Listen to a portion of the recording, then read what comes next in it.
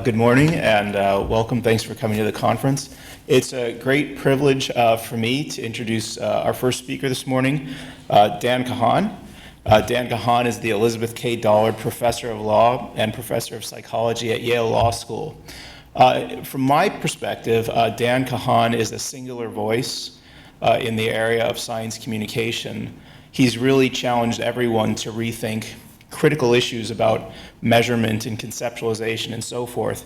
In fact, I'd say in the last 10 years, I can't think of anybody who has really challenged the whole enterprise of science communication more than Dan has. And so if you're streaming this or if you're watching it later, what you should do is pause right now and go either to the CPS website for this conference or to Dan's website, www.culturalcognition.net, and download the talk he's going to give today. It's called On the Sources of Ordinary Science, Intelligence, and Ignorance. Like so much of what Dan does, it is brilliant. But before you read it, now you can see the movie. It's my great pleasure to introduce Dan Kahan.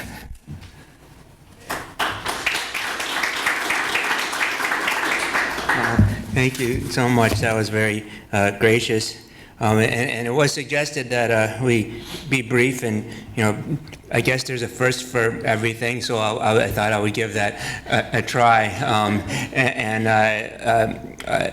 In the paper that Skip just alluded to, I address what I describe as the science communication problem, which is just the failure of valid, compelling, widely accessible scientific evidence to quiet persistent political controversy over risk or related kinds of facts. Climate change is, I guess, the most conspicuous example of the science communication problem, but it's really not the only one. There are a host of issues that are like this. But actually, the nerve of the paper is that there are orders of magnitude more issues that aren't like this involving decision-relevant science, but that could be. And in fact, that the inordinate attention in the empirical research of science communication on issues that fit the science communication profile is having, I think, a distorting effect. Obviously, we want to focus on the science communication problem. I mean, we want to understand it, and we want to ameliorate the dynamics that are responsible for it. But if we have a research program that tightly confines our attention to examining instances of it, then I think that we're less likely to form accurate understandings and make worthwhile prescriptions. In particular, the danger is that if we focus our attention so disproportionately on the kinds of cases, pathological cases, that involve the science communication problem to the exclusion, essentially, of the much, much larger class of cases where the public does manage to converge on the best available evidence, we're likely to be distracted from evidence that would challenge certain preconceptions we have that I think are wrong about what the source of the science communication problem is, and as a result come up with prescriptions for addressing the science communication problem that at best won't work, but potentially could make some things worse. Right? And I'm not going to rehearse the argument, but I am going to try to illustrate it with a case that I didn't really focus on so much in the paper, and that's the HPV vaccine. And you probably all know that the HPV vaccine confers well, imperfect, but pretty darn good level of immunity to extremely common sexually transmitted pathogen, the human papilloma virus, which is the leading but probably really the only cause of cervical cancer. And the HPV vaccine enjoys the really unenvious distinction of being the only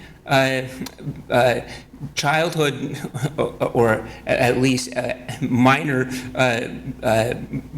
universally recommended vaccine that isn't on the list of the immunizations that are required for school enrollment in the United States. And it has that distinction of not being on the list like all the other universally recommended immunizations, because there was tremendous political controversy about it. And in a period, it's about 10 years ago now, not quite 10 years ago, dozens of states considered legislative proposals to add the HPV vaccine to their schedules for mandatory immunization for school enrollment, and every one of them except Virginia, which got a large subsidy from the manufacturer of Gardasil, the HPV vaccine, Merck. I guess Virginia is a very hospitable place to manufacture the drug, said, no, we're not going to have the HPV vaccine. The reason for this, I'm going to say, is that the HPV vaccine, there's nothing inevitable about this. I mean, I think there's a temptation to see this as inevitable. I mean, you've got somebody knocking on the parent's door. Hey, you know, your 12-year-old girl, the one in the swing, the one who's going to be having sex next year, you know, she needs to get a venereal disease shot, okay? Because otherwise she can't come to school. And you go, well, of course that's going to cause political controversy. But that reaction is an example of the kind of mistake I think you can make because of the fixation that I described of focusing only on the denominator, these science communication problems, and ignoring the numerator. Because in fact, in the numerator was another vaccine for sexually transmitted diseases, a childhood vaccination, the HPV, hepatitis B vaccine. Hepatitis B is a sexually transmitted disease. Just a few years earlier, the CDC had recommended it for universal administration. In the period that culminated right before the controversy over the HPV vaccine, the last states were adding it to their lists. Almost every single one did for school enrollment. At that time, it was an adolescent vaccine. It's now an infant vaccine, but it was for adolescents then, so that there would be a catch-up period. And during the time that we were having this tremendous fight about the HPV vaccine, the uptake rate, the vaccination rate for the HPV vaccine was over 90 to 95%, right?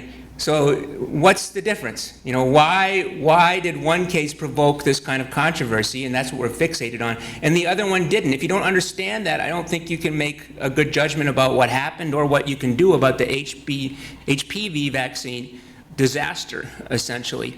And what happened is that people learned about the HPV vaccine, I would say, in the course of the kinds of interactions that I describe in the paper as being the ordinary science communication environment in which people orient themselves appropriately with respect to decision-relevant science. When the CDC recommended the vaccine, the process that resulted in it being added to the list of the universal immunizations in the states was a low-profile administrative one. Right? States have delegated this power to public health authorities, and they just, as a matter of course, added it to the list. And that meant that parents first encountered the HPV vaccine, hepatitis B vaccine, when they went to their pediatrician to get all the other vaccinations. You go, here's another one. Well, hurry up, you know, we're just on our way to soccer practice. But really, the most convincing evidence to them that that was fine was that all the other parents, like them, were getting it. It's just not a big deal, right?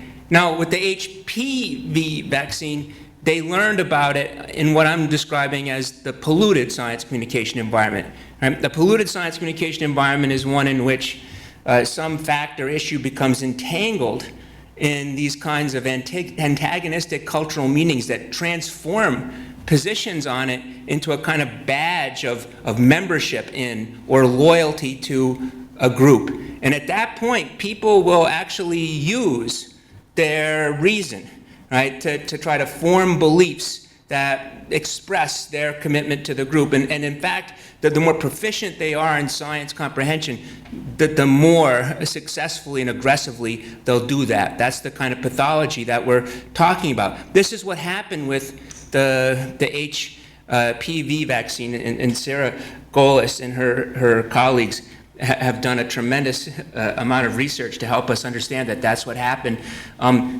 Well, Merck, the manufacturer of the vaccine, made certain kinds of decisions, essentially economically driven ones, because they wanted to get the vaccine on the market before the competitor, SmithKline, could introduce its alternative HPV vaccine into the United States. So they decided to bypass the administrative route to have the vaccine added to all the school immunization requirements and have a legislative campaign. And that meant that people were finding out about this basically on Fox News, right, or on MSNBC, where the story was, oh, there's a big fight about the VD shot for schoolgirls, right, which was a framing actually that was facilitated by another decision that Merck made to have fast tracking for women only, because they wanted to get quick approval, but only women had a disease that was serious enough to have the fast tracking, even though that didn't speed things up that much. But it definitely facilitated the kind of depiction of this as an issue that would divide these kinds of groups that have different ideas about sexual mores and the authority of the state and so forth. And at that point, people are learning that the question isn't, what's the best evidence, but essentially unconsciously, this is an issue about who are you, right, and whose side you're on. And that disables the kinds of faculties that people use to figure out what's known by science, or really the same thing that they normally do, which is look at what people they know, probably know what they're doing, and they're like me, that leads them to converge on the best evidence, is now polarizing them, right? And we did one project like this that was trying to simulate how something like this happens.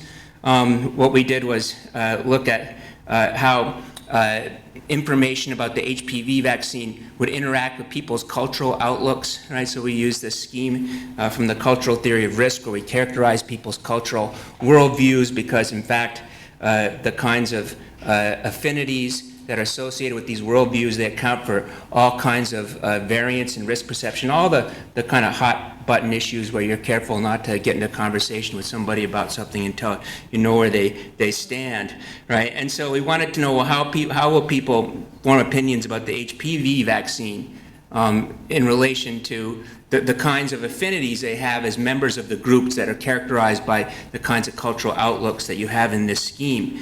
And so we showed them different arguments. But we also attributed the arguments to, we said they're public health experts, but in a pretest, we knew that people would tacitly attribute to people like this the kinds of cultural views that are associated with the scheme. And so we're basically crossing the arguments with these kinds of advocates, and we have basically 12 kinds of pairings. But we're really manipulating not just the pairings, this kind of advocate making this kind of argument, but also the proximity of the advocates to the individuals who are getting the messages, because we're using a proximity score here. How proximate are the people who are giving you these messages to you and your cultural values? And so we can see, how will people react given how different the kinds of people are that are making these kinds of arguments? How similar are they to me? How different are they from me? And then you can simulate basically a condition in which they can't tell if the arguments are coming from people who are like me versus people who aren't like me, right? It's just a kind of a mix of different kinds of arguments. There wasn't any real polarization. Or a condition in which people are getting arguments that fit my predisposition from somebody like me, and I'm seeing another argument that's against my predisposition from somebody who's not like me, and that generates tremendous polarization across people who have these kinds of outlooks, right? And the first case I'm saying was HBV, where nobody had any reason to think arguments were associated with identities, and the second one was HPV. And And there was something we could have done about this. This isn't just after the fact. We did this study before this even, at the very outset when this was happening, and I think there was information available that could have helped people avoid this. But the real question is whether we're going to be able to do something about it that actually takes into account the information we have about the difference between the kinds of issues that provoke this kind of pathology and the ones that don't. And frankly, I think a lot of the recommendations that are being made now about how to deal with the continuing problem we have with uptake with the HPV vaccine, they aren't actually learning what it is that made the HPV vaccine and all these other kinds of risks that don't generate polarization work, right? The proposal now is to have a social marketing campaign to tell people how ridiculous it is not to use the HPV and how ridiculous people are who say you shouldn't use it. Well, that looks a lot like the material that was featured, some of it by Merck, but also in opposition to it, that caused the problem we had with the HPV vaccine in the first place. It doesn't look like the process that led to the HPV vaccine, which was much more low-key. And you know, what does that look like, just in closing here? The one state that has adopted the HPV vaccine into its schedule for the mandatory school enrollments in the years since is Rhode Island. And they didn't do this with a social marketing campaign. They didn't do this with legislation. They used the normal administrative process that we normally have always used for childhood vaccines. And now people are learning about it from their pediatricians, and they're seeing a lot of people like them do it. It's just not a big deal. And I'm not saying it's really easy or not a big deal to try to restore that process of normality. But I'm saying that if you do study the cases where things work and where they're not just broken, you see that that's actually what you should be trying to focus on, aspiring to in the kind of research program that you have. So this is a kind of a call for studying the mundane and the normal and not just the exciting and the spectacular in risk perception. And I guess I had to be brief, otherwise I mentioned Karl Popper in my paper, and there's some real anomalies, right? Like, look at the mature Popper, but this one will really blow your mind. The young Popper and but I'm sure this has something to do with it, but I have to be brief, so I'm going to have to stop.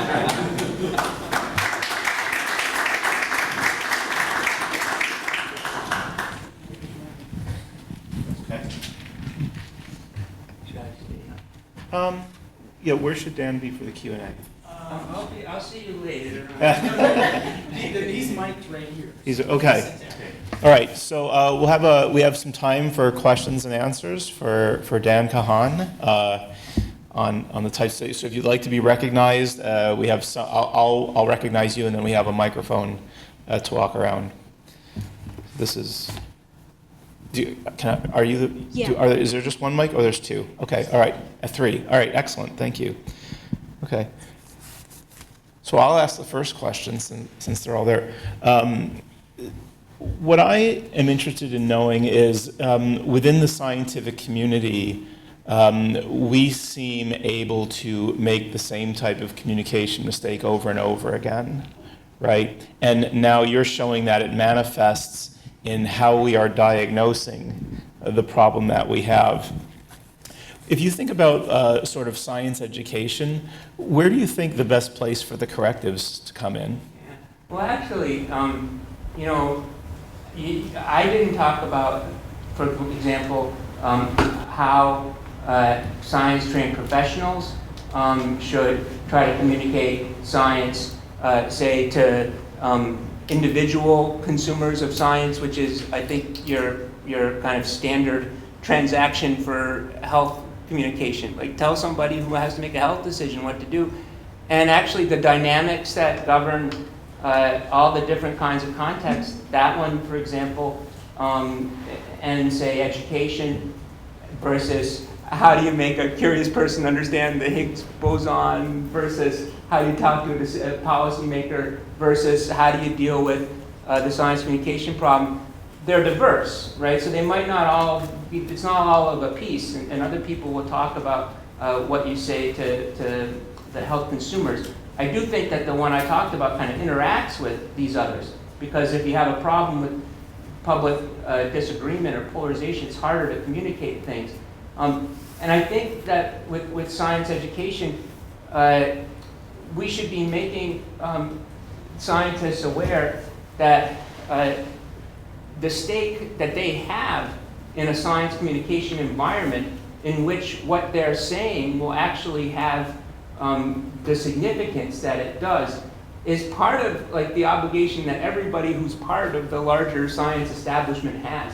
I don't think, and I said this in the paper, that the reason we have a dispute over climate change or over HPV vaccine or nuclear power or anything else is some scientists didn't speak clearly enough. I think much more is going on. But I do think we have a problem with a kind of culture that isn't evidence-based when it comes to science communication. And everybody who's involved in every facet of production of science is complicit in that. You know, when you were talking about this, there's one other thing I thought about. In the context of political campaigns that a lot of us are associated with, there's a tendency to want to run the last campaign. So in other words, the iconic instances that people try to learn from are the victories, and all the mistakes people just ignore or throw under the rug as sort of exceptions. And what you're describing here seems to be exactly the opposite of that. It is kind of the opposite, isn't it? Because like with there's nothing exciting about. So many of the victories are invisible. You know, they're kind of less. Yeah. Some questions from the audience. Professor Ubel. Yeah, Peter Ubel from Duke. Is it Peter on? Ubel from Duke University. I really like your point That it's a problem if you're asymmetrically studying just the screw-ups, the controversies, you're missing out on the fuller picture. I'm trying to understand the method, then the corrective. Is it, so taking HPV versus HBV, by the way, you did an amazing job of pronouncing the two of those. I could never have done that. There's these really interesting differences besides how it was administratively handled in one case versus another. There's the fact the gender issues are huge, right? Yeah. That it's about a cancer in girls, and it's not just that it's in girls, but it's in their cervix, which is kind of near where they have sex, which you don't want to think about, whereas the other one's in the liver. What could that have to do with sex?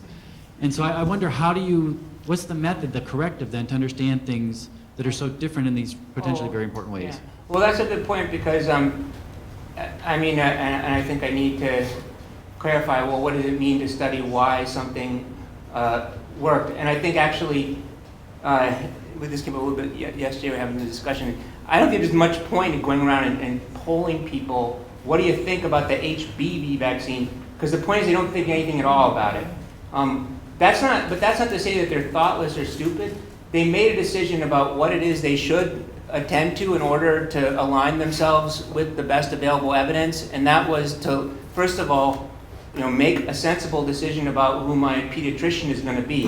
And then as a backup, make sure my pediatrician isn't telling me to do anything that my friend's pediatricians isn't telling them what to do.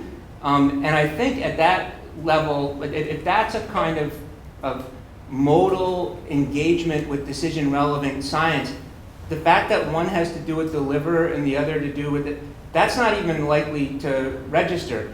But as a methodological point, I'm not saying go out there and ask people about the particulars of these things, but form a complete understanding of what the processes are by which people align themselves, sometimes consciously, but oftentimes without adverting to the evidence at all, with the best available science.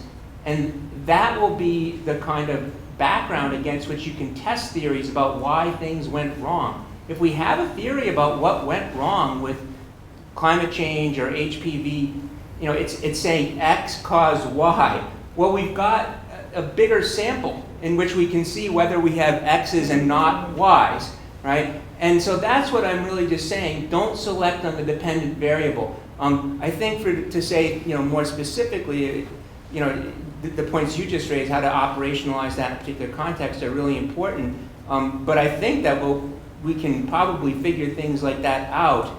But we'll never have the occasion to learn from what we could if we operationalize that as well as we might, if we keep fixating on the pathological cases. But I really do think the main thing is that most of the cases that are working, people aren't forming really kind of as fine-grained a sense of what's going on as what you're talking about. All right, I have 4 people in the queue. Professor Valentino. Thanks. I just have a quick question, Dan. Thanks very much. So I have a friend who's a pediatrician in Rhode Island, and I'll just give you this anecdote. He serves the minority community, Latino community in Cranston, Rhode Island. He has a big group of families, and he's talked to me about this case, and he's mentioned that in this community, the parents have a great deal of deference for his expertise as a doctor, and they just do what he says, including get this shot for their kids. So far, sort of right in line with your theory. But there's other part of your theory that says that the more sophisticated you are, the better the more susceptible you are to these more political framings and arguments, is also consistent with his experience, because he says in other communities and in his professional circles, he's finding that the resistance when you go into, say, the Providence neighborhoods where wealthier folks who teach at Brown University live, where even some very liberal and progressive folks, they are just as susceptible to the political arguments. So again, I think it's another way to ask Peter's question. How do you, in that situation, how do you break people out of the group identity-based motivated reasoning when it's already occurring? Of course, this is a health conference, right? And so we can always talk about like the kind of treatments once somebody experiences a pathology. Well, we've got some chemotherapy, but gee, why the hell were you smoking for so long? Like in most of the cases where we don't have the pathologies, or in none of them do we see this kind of really perverse situation where the people who are highest in science comprehension are the ones who are less likely to converge on the best understandings. Like in all the normal cases, they have a profile, like a lot of noise when people don't really know much about it, but a lot of people within their groups who do know something who are converging, and presumably in the kind of interactions they're having with them, other people in their communities helping them to get it right. So in the case where things haven't gone wrong, we shouldn't have to confront the kind of thing that you just described. Once something has gone wrong, though, then I agree that overcoming that is going to be, a big issue. And I'm not sure that, we've learned some things from climate change, but we don't have a huge experience base of successfully intervening to kind of dispel the polluted science communication environment once it happens. So like protecting has got to be more important. I'm not really sure what to do there. I could tell you things that they've done in Florida about climate change, and then somebody like you would say, oh, maybe we could do something like that there with the health issue. The next question is Professor Josh Pasek. So it strikes me that as we're discussing the denominator question, right, and thinking about that, figuring out what's in bounds is a really interesting discussion that we should have that's going to determine how we think about the things that predict. So, for instance, when we're talking about, say, a Hep B in this case, right, there are a lot of reasons to think that Hep B could have been similarly politicized, right? But as we start thinking potentially about other specific vaccines, figuring out the grounds upon which they could have been politicized, I think, gets more and more interesting. And I had actually, the other similar problem I remember encountering that's kind of similar is figuring out why social movements didn't happen in cases they didn't happen, right? And it may even be the same phenomenon in many respects, but figuring out what's in the class of problems is gonna, I think, inherently determine what we end up finding as predictors. And so how then, retroactively, are we supposed to look at what became politicized and figure out what is a decent match for it that didn't become politicized and figure out that problem? And how do you think about going through that process? Well, and of course, I think the way that I framed it, particularly right now, suggests, we should be matching cases like HPV and HBV. Really what I want to say is that we just ought to have a better understanding of like what the normal situation is. Like why is it that we don't have nearly so many disputes as we could? Even there, though, you're right, that kind of populating the sample, because this is like selecting on the dependent variable. And it's easy to say, well, oh, you're just focusing on cases with controversies. Focus on all the ones where there could have been controversies but weren't. Well, that could potentially be infinite, and not all of those are going to be informative, right? And so I agree. But gee, we do that actually in all kinds of other places in social science. So I think the admonition that we should be at least attending to what the relevant sample is useful. And really, like this is still general, but I think helpful. These all take the form of, well, X, therefore Y. So think of cases, this is how you do science, where, can I think of cases though where there's a potential X not Y? I better collect some data there and make sure that there isn't any X's not Y's. Or places where there are Y's but no X's. And if you think about that in particular contexts, you're more likely to be able to populate your sample.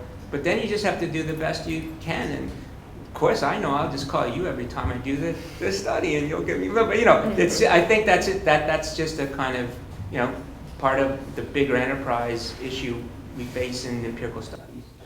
There's a lot of people in political science in the room, and this parallels something that we experience, right? So there's this common meme that Congress is broken, and certainly within Congress there are a lot of things that people disagree on. But in every single Congress there are also hundreds of bills that pass by... And not only that, but like you say, well, there's more polarization. They vote at what time they're going to go to lunch. There's thousands and thousands of votes, and so you put those into the denominator, but you shouldn't, because they're really not... So, it's tricky, but lots of things are tricky. What can you do? To make it interesting. Julia came in the queue. Do you have a mic? Did you want to come in, Julia, or no? He answered the question. Okay, I'd like to go to Professor John Miller. Right. Let me just propose an alternative to you, Dan, to think about. I mean, I thought your discussion about how the pharmaceutical company managed this was very insightful.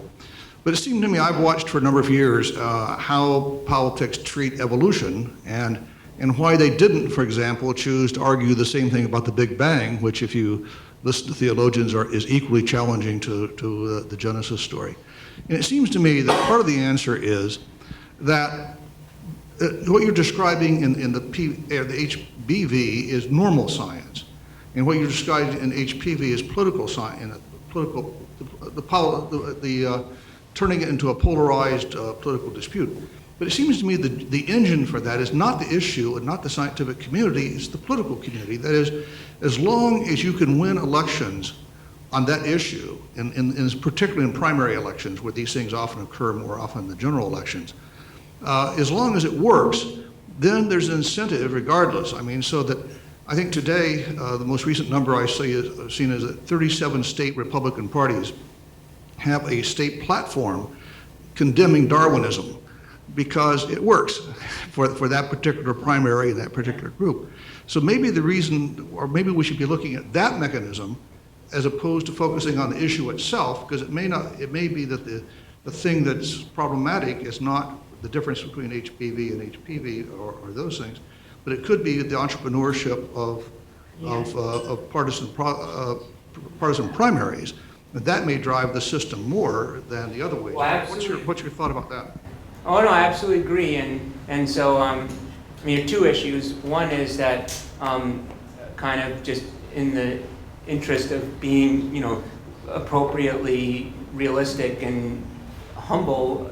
Let's say we had a perfect theory of like what all the social psychology and related dynamics were. There'd still be a wicked political economy problem because some people want to make these things happen, and constraining them is going to be difficult too. But the HPV example is actually one where we created, I think, by accident, conditions that were more amenable and fertile for exactly the kind of politicization that you're talking about. It was diverted from an area where there's just not much profit to be had for political interest groups in trying to rile people up. These kind of subterranean, health boards that are non-political, to state legislatures and media campaigns and all. And I think if we understood the difference between what is normal and what's not, that would have like been screaming in our, well, it was screaming in our face, don't do it. That's another problem. We don't have a mechanism for this. But that is actually endogenous. We can control to some extent, what we do determines the amenability of the issue to the kind of political strategic behavior that you're talking about. Not completely, but enough at the margin that I think we'd be idiots not to try to minimize it. The next question is from Professor Adam Berinsky. Thanks. It's really, I really liked the frame of the paper, thinking about, right, looking at cases where we don't see politicization. But I guess as a political scientist, sort of my prior is thinking about citizens that most of the people, most of the time, are not thinking about politics. I think you can say even more so with science. So kind of, I mean, this isn't so much what I think, but sort of a devil's advocate position would be, what we're doing is you're bringing a lot of cases where the reason it's not that people aren't, sort of diverging by their political preferences or other measures of identity is because it's just background noise, right? That most of the science is background noise. And the cases where you do see politicization is where elites, political elites in this case, have come in and say, wow, there's an opportunity for me to score some points. So thinking fracking, global warming, right, those are sort of more economic, HPV, more social issue, right? So, if I wanted to be the complete devil's advocate, I'd just say, well, you're bringing a whole lot of cases that we just don't care about that could potentially have been politicized and just weren't because politicians were putting their energy in other things. I kind of think about this point that thing, HPV versus HBV. If we didn't have the HPV, then maybe someone would have said, like, wow, there's some good points to be made here on this HPV vaccine, right? Because this is, hepatitis. I mean, like, as a parent, I looked at it and I was like, that's kind of weird. I thought that was like a drug use and, sort of sexual disease, but whatever. But, I live in Cambridge, Mass, and, like, really liberal. But anyway, just kind of to think about that, and not just, that a lot of these things we're talking about, how they're politicized, but it seems that there could be other elites getting in, sort of, I have friends who say, like, oh, it's big pharma and the vaccines, right? That's not partisan politics, it's another kind of identity politics. Could have been said about other issues. And so actually I'm glad, like, I'll take it. I'm kind of a liberal guy and tolerant. I'll have the devil on my side if you're the devil's advocate, because I don't exactly see, a lot. That's my point, is that a lot of these issues become ones about which people don't care and don't have any opinion, and we should try to. You say it's noise, but noise is just the systematic variation you haven't explained yet. And so I want to know why it is, for example, because if HBV had become exactly what HPV became, it would have, then you would have said, well, that one was, so why didn't it? And then I have a theory, and we can test these kinds of propositions. But take something like GM foods. Like, we're told all the time in the media that there's political polarization. There isn't. There's big interest group politics fighting about this thing, right? But most people, and you could say, well, they just don't know anything about it. It's true, right? They're telling a pollster that they're afraid of it and they're never going to eat it while they're eating it because they don't know what it is. They think that it doesn't exist yet. And so, and yet there were elites, or at least intense interest group activity to try to make, they go out and bought 3 referenda in the last 5 years, 6 years, 4 years to try to influence this, and they've been working at it for 20 years without success, right? And I just think, I don't know exactly why, right? But I know what happens now is people don't think about GM foods explicitly, but they think about it implicitly. They've made a decision that that's not something they have to worry about. It's being regulated, and so they see their brother-in-law eating it. That's the best science communication that they can think of. And so having a theory about which of these issues gets tracked down which of these paths and becomes amenable to the politicization, that would be very useful. My conjecture is that there are things we do sometimes by accident, but things we could do on purpose that regulate how amenable some of these issues are to that. and we should be working hard to keep as many of the science issues out of that, right? So I agree with you. It's just that I want to know what for you was noise. You know, what are the things that we just haven't uncovered that explain, you know, which thing goes which direction. You might say at that point, well, there's not going to be anything you can do about it. Well, we'll see. The next question is from Professor Stuart Soroka. Thank you. That was really a very interesting talk, and I really like your methodological argument. I want to pry a little bit at part of the what I think is kind of an implicit substantive argument that I think is probably true but also troubling. It feels like, so you're not talking about situations, this is how I would characterize what you're talking about. You're not talking about a situation in which there's correct learning versus a situation in which there's incorrect learning. It's more like a situation in which there's no learning versus incorrect learning. Like the happy story here isn't one where people learn the right thing. The happy story here is when they go to Nick's friend and just get the shot and don't think about it.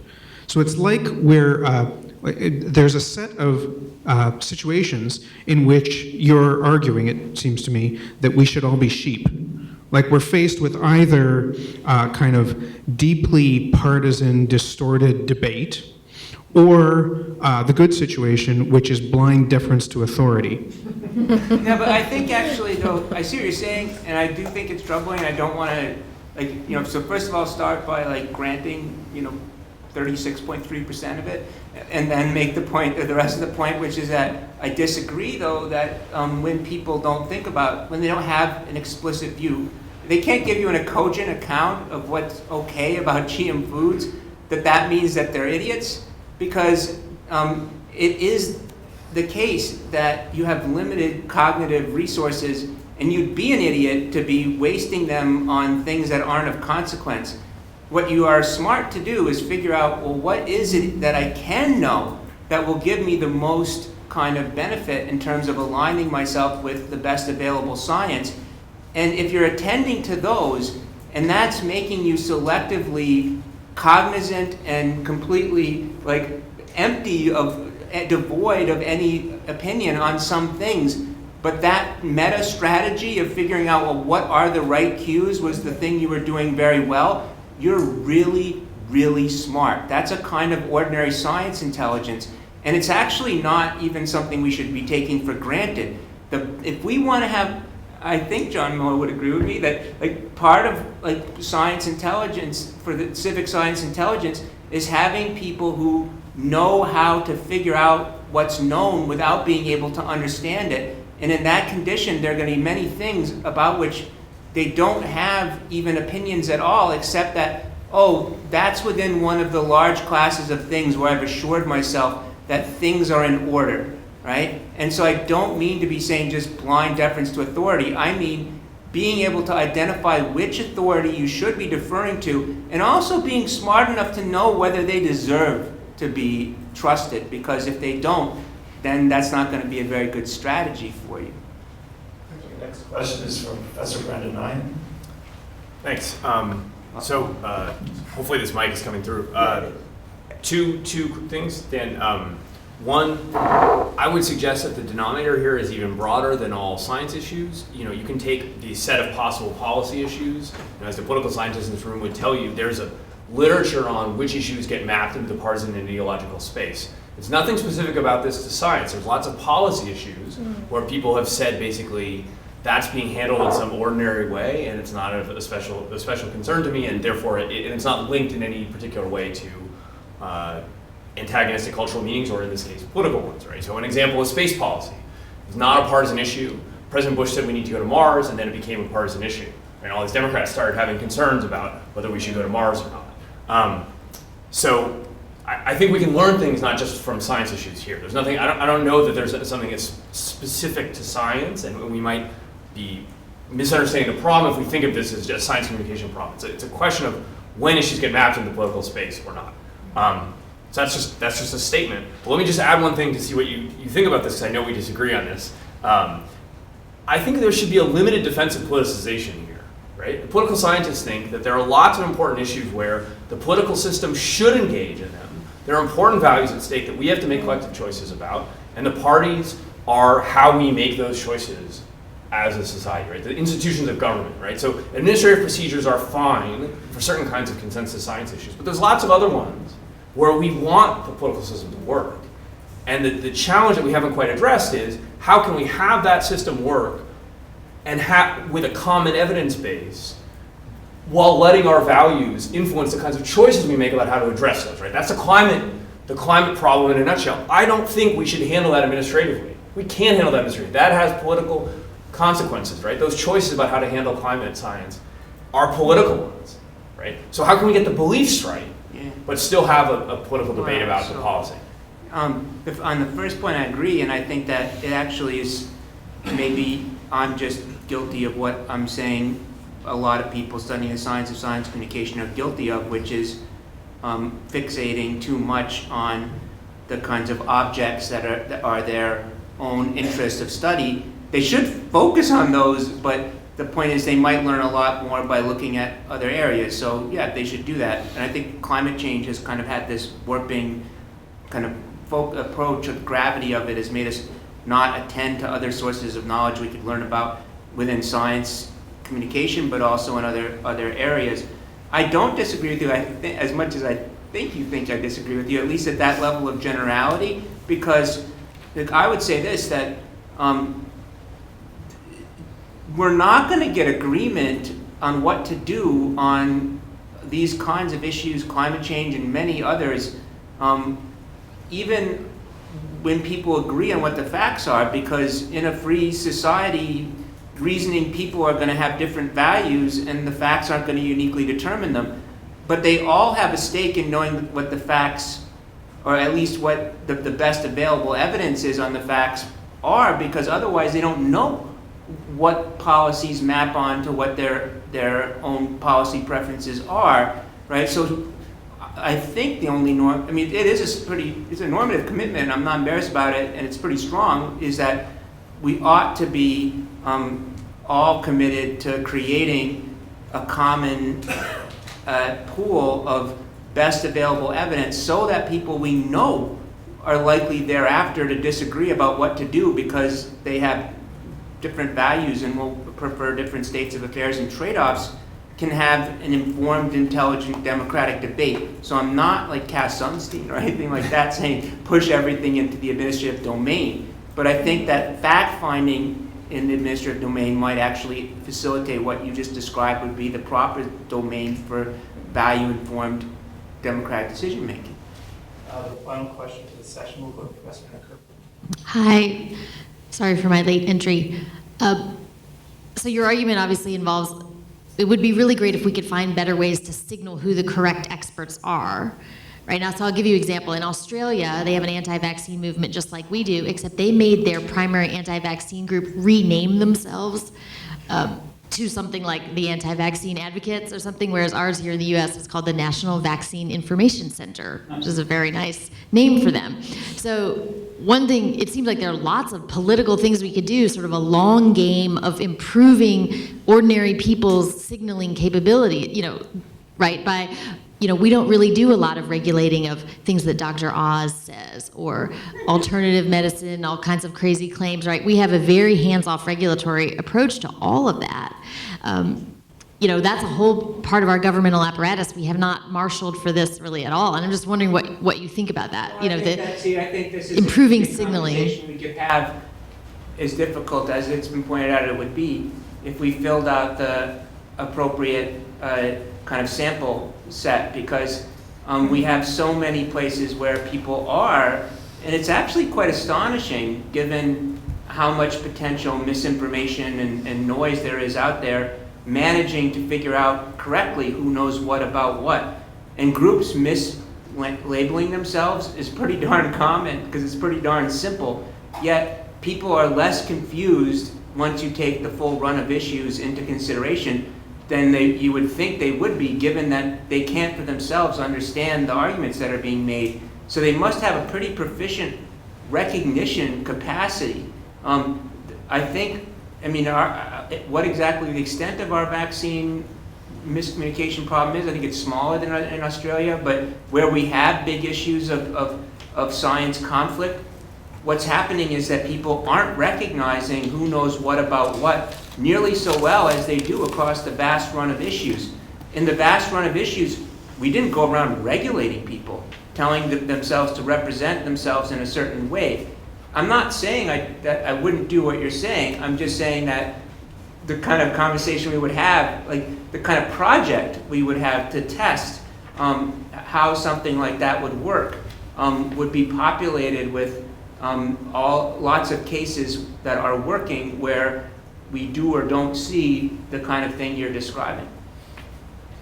To all the people asking questions, thank you very much. To those of you I couldn't get to, apologies, but we have plenty of time for discussion throughout the day. And please let's thank Professor Kahan once again.